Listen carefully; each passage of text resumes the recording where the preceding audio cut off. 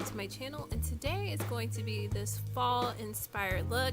I kind of wanted to go for something that was more fall inspired, but I thought I was going to do a get ready with me, but this has turned into a tutorial, so bear with me.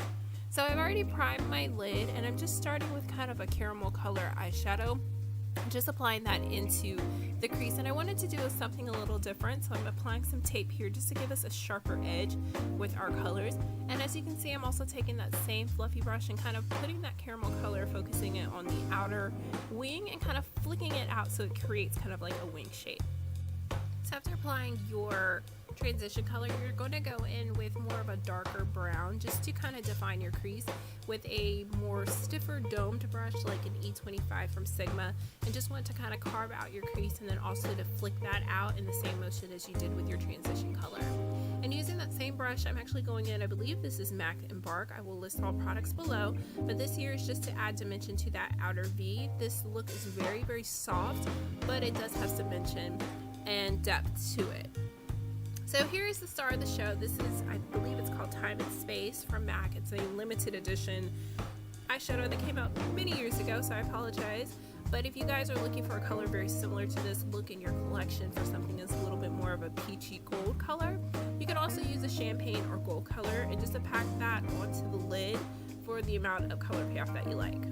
And next, just going in with a fluffy brush here. This is, I believe, a MAC 224, just kind of blending out any harsh lines, because like I said, this particular look is very soft, so we want to make sure that it looks really nice, easy, and effortless.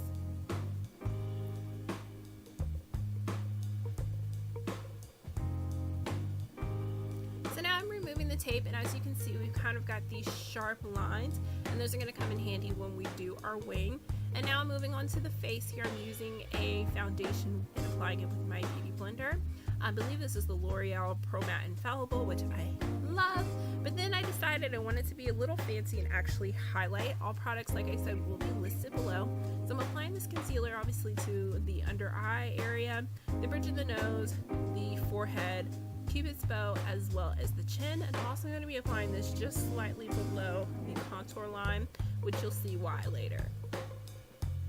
So once you have your highlight in the right place, make sure you blend that out. I love to use my beauty blender because it just gives you a seamless blend overall and just make you look flawless.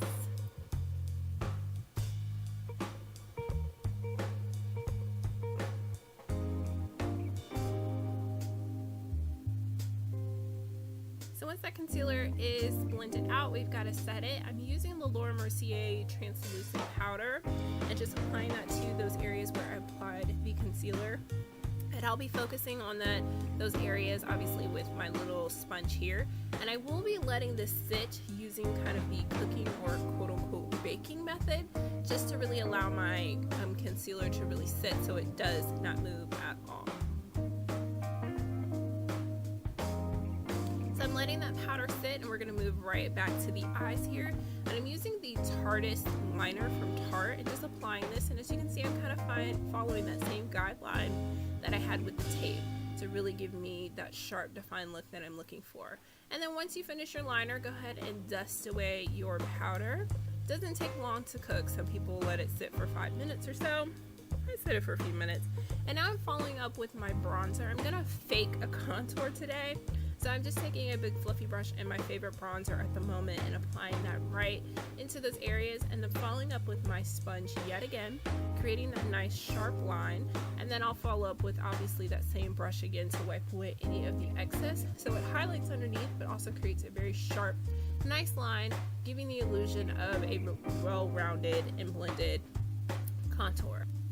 So moving back to the eyes here, I'm using kind of a cranberry raspberry color and just applying this underneath to give this look just a little bit more of a fall influence, and then applying just kind of a gold color, champagne color eyeshadow in the inner tear duct just to give us a nice little bit of highlight.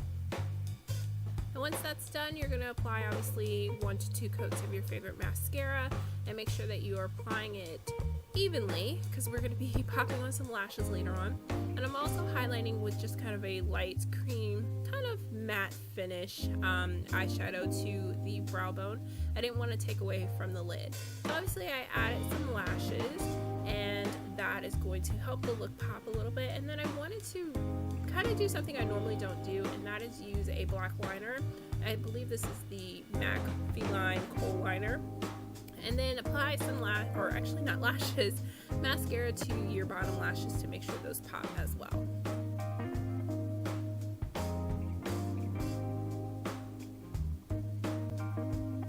So to finish off the face, I'm just using a nice soft highlighter. I didn't want to do too much because we have a lot going on in the eyes. And then moving on to the lips, I'm just lining using kind of a burgundy red wine type color. The lip color that I'm actually using is kind of a combination between two colors, but you want to make sure you definitely line your lips. So the first color here, this is Anastasia Beverly Hills Heathers, which unfortunately for me was looking a little too red, so that's why I decided to go in with another color, and this is the Sephora Luster Matte color. I believe it's in Deep Plum, to kind of create the look that I have here. So I hope that you guys enjoyed this look. Thank you for watching. Definitely leave a thumbs up. Don't forget to subscribe, and if you guys are interested in more tutorials, just let me know. And until next time, I'll see you guys soon. Bye.